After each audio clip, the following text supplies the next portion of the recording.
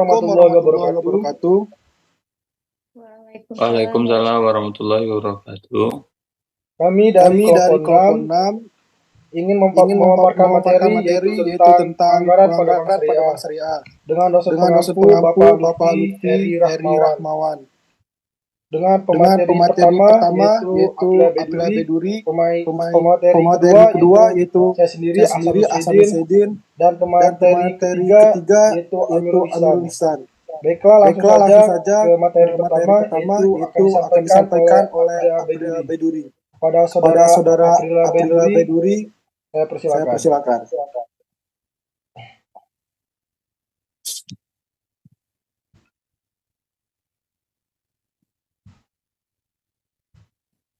Baik, terima kasih untuk moderator. Untuk yang pertama yaitu pengertian anggaran atau budgeting. Anggaran adalah suatu rencana yang disusun secara sistematis yang meliputi seluruh kegiatan bank yang dinyatakan dalam unit kesatuan moneter yang berlaku untuk jangka waktu periode tertentu di masa mendatang. Pada dasarnya, anggaran merupakan pendekatan formal dan sistematis mengenai keuangan lembaga yang dilaksanakan sebagai tanggung jawab manajemen dalam bentuk perencanaan, koordinasi, dan pengawasan.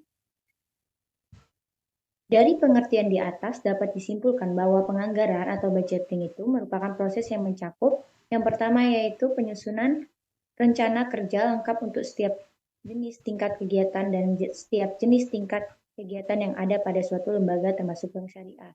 Dan yang kedua yaitu penentuan rencana kerja dalam bentuk mata uang dan kesatuan kuantitatif lainnya. Dan yang ketiga yaitu rencana kerja masing-masing dari setiap kesatuan usaha.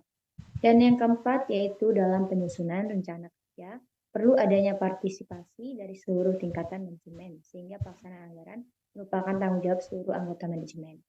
Dan yang kelima yaitu anggaran merupakan alat koordinasi yang ampuh bagi top manajemen. Dan yang keenam yaitu anggaran merupakan alat pengukur tingkat keberhasilan pelaksanaan rencana kerja sekaligus dipakai sebagai alat evaluasi. Dan yang ketujuh yaitu anggaran merupakan alat pengawasan dan pengendalian jalannya bank syariah.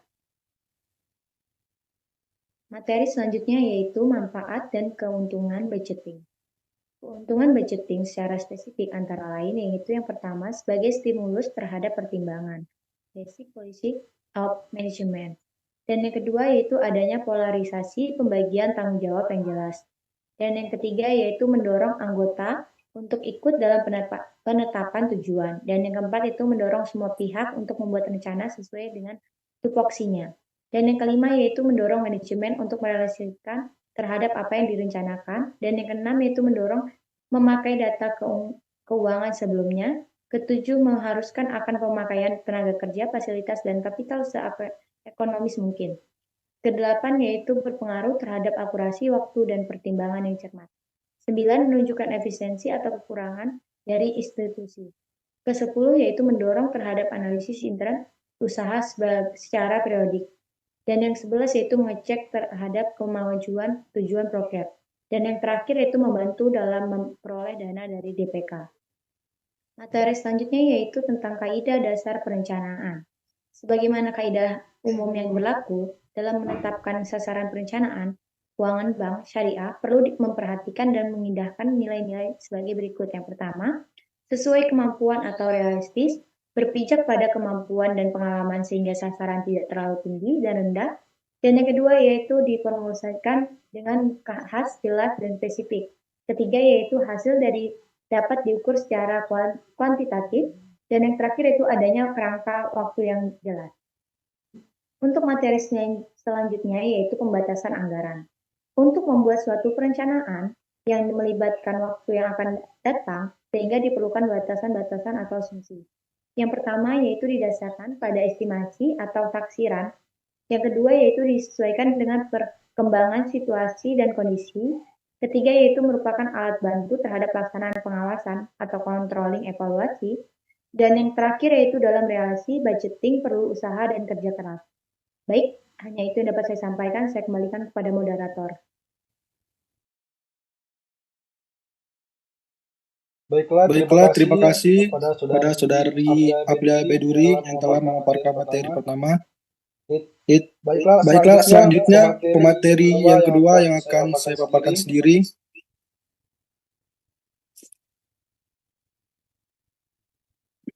Itu itu tentang sumber dan alat bantu budgeting. budgeting. Dalam Dalam membuat perencanaan tentunya membutuhkan sumber-sumber yang yang digunakan sebagai data data dan juga sebagai asumsi dalam dalam mengestimasi mengestimasi rencana keuangan yang ada dan dan sasaran atau target yang ingin dicapai dicapai oleh Bank Syariah pada pada periode tertentu. Sumber-sumber Sumber-sumber data tersebut terdiri dari yang yang pertama, laporan keuangan tahun lalu. kedua, Kedua, data riset pasar tentang potensi funding dan financing. ketiga, Ketiga, permohonan financing yang akan direalisasikan untuk periode yang akan datang. Keempat, rencana angsuran pembiayaan. Kelima, rencana pengeluaran biaya periode berikutnya. Dan keenam, polisi Bank Syariah. Ketujuh, asumsi-asumsi dalam penetapan cash in dan cash out. Sedangkan alat bantu yang digunakan untuk budgeting adalah menggunakan cash flow atau aliran kas, yaitu format keuangan yang mengilustrasikan target-target mengenai mengalirnya dana masuk, cash in dan cash out. Format cash flow. Yang pertama yaitu beginning cash balance atau atau saldo awal kas, yaitu jumlah tunai kas yang dimiliki perusahaan di awal periode. Cash inflow atau kas masuk atau penerimaan kas, yaitu aliran kas yang diterima perusahaan selama waktu tertentu sesuai dengan interval perhitungan. Ketiga, total cash available atau total cash yang tersedia, yaitu penjumpalan saldo awal kas dengan penerimaan tunai digunakan untuk membayar seluruh kewajiban tunai perusahaan. Keempat, cash outflow atau kas keluar, yaitu merupakan aliran pembayaran kas tunai oleh perusahaan komponen cash outflow. Kelima, surplus atau defisit kas, yaitu selisih antara total kas dengan cash outflow. Indikasi perusahaan yang memiliki kas surplus yang cukup besar. Keenam, saldo kas minimum atau minimum cash balance, yaitu sejumlah uang tunai yang mengendap di perusahaan. Ketujuh, kebutuhan dan tambahan adalah sejumlah dana yang dibutuhkan untuk menutup kas tergantung pada besaran saldo kas minimum dan kondisi kas perusahaan. Dan yang terakhir yaitu saldo kas akhir. Baiklah, itu saja yang bisa saya sampaikan. Lanjut ke materi yang terakhir yaitu kepada saudara Amirul Ihsan. Kepada saudara Amirul Ihsan, saya persilakan. Baik, terima kasih pada moderator. Di sini saya akan melanjutkan pemaparan materi selanjutnya, yaitu tentang pendekatan dalam menyusun anggaran. Dalam penyusunan anggaran ini perlu pendekatan yang akurat sesuai dengan situasi dan kondisi. Ada beberapa pendekatan menurut Muhammad 2011, yaitu yang pertama bottom up budgeting, yaitu pendekatan dalam penyusunan anggaran yang dimulai dari tingkat terendah sebagai dasar penyusunan anggaran di tingkat atasnya. Yang kedua, top down budgeting, yaitu pendekatan penyusunan anggaran yang dimulai dari tingkat yang di atas dengan menentukan target bagi tingkat di bawahnya. Yang ketiga yaitu incremental budgeting, yaitu pendekatan penyusunan anggaran dengan mendasarkan pada anggaran tahun lalu, kemudian dilakukan penyesuaian perubahan yang diperlukan. Yang keempat yaitu fixed budgeting, yang merupakan pendekatan dalam penyusunan anggaran yang dibuat tetap untuk seluruh tingkat aktivitas. Yang terakhir yaitu flexible budgeting, merupakan pendekatan dalam penyusunan anggaran dengan menyusun anggaran yang berbeda-beda untuk tiap aktivitas.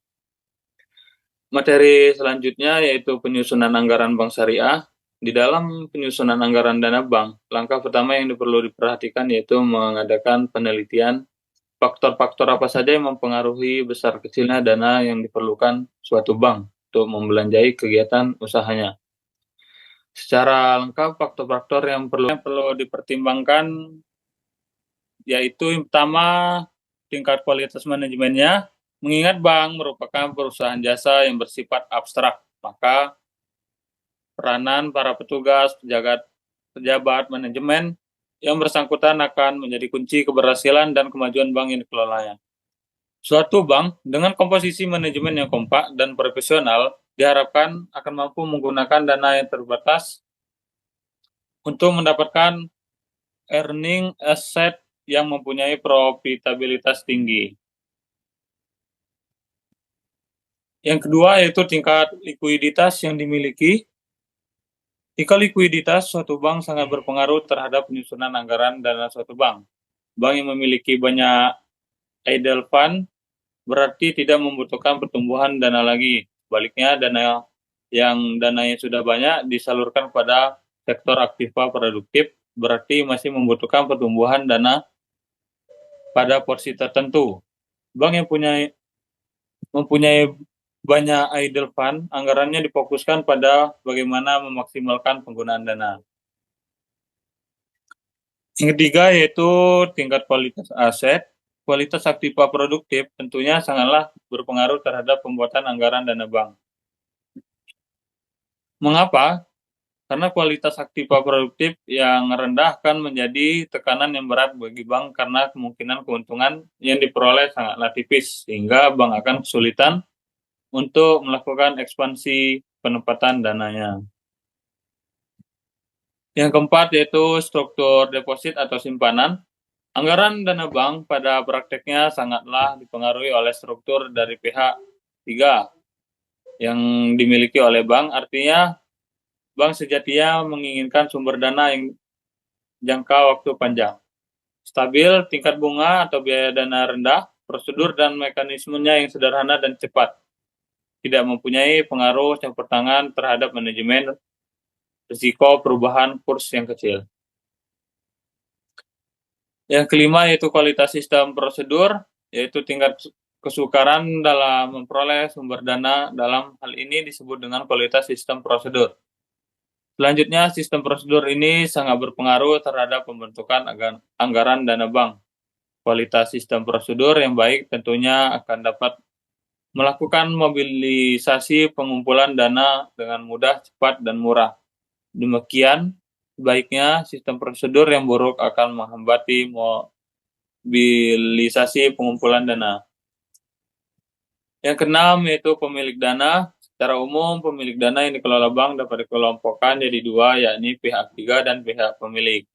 Masing-masing pemilik dana mempunyai kepentingan yang berbeda, tentunya ketika menyimpan dananya di bank yang bersangkutan. Yang ketujuh yaitu pemupukan modal. Fungsi pemupukan modal bagi penyusunan anggaran, karena dengan pertumbuhan modal bank dapat melakukan ekspansi terhadap aktivanya dengan nilai capital adequacy ratio atau CAR. Secara umum, modal suatu bank dapat dikelompokkan menjadi dua, yaitu modal inti atau Tier 1 dan modal di-store adalah yang di-store secara efektif oleh pemiliknya. Selain itu ada saham adalah selisih lebih setoran modal yang diterima oleh bank. Terus ada cadangan umum adalah cadangan yang dibentuk dari penyisihan laba ditahan atau laba bersih setelah dikurangi pajak dan mendapat persetujuan RUPS. Kelima, cadangan tujuan, yaitu bagian laba setelah dikurangi pajak yang disisihkan untuk tujuan tertentu dan telah mendapatkan tujuan RUPS. Yang selanjutnya itu laba ditahan adalah saldo laba bersih setelah dikurangi pajak yang tidak dibagikan melalui RUPS. Terus ada modal pelengkap, Tier 2, ada cadangan revaluasi aktiva tetap atau selisih penilaian kembali aktiva tetap. Yang terakhir itu ada besarnya reserve requirement. Bank yang hendak membentuk anggaran dananya perlu senantiasa memperhatikan besarnya reserve requirement yang ditetapkan otoritas moneter. Karena nilai reserve requirement akan mempengaruhi besar dana yang dapat disalurkan pihak-pihak bank ke dalam aktivitas produktif. Ada beberapa bentuk research recruitment, yakni pertama legal research recruitment, yang kedua working capital research recruitment, yang tiga yaitu seasonal atau cyclical research recruitment. Mungkin itu saja pemaparan materi saya kembalikan ke moderator. Baiklah, Terima kasih untuk Saudara Amir Ihsan yang telah memaparkan memaparkan materi terakhir.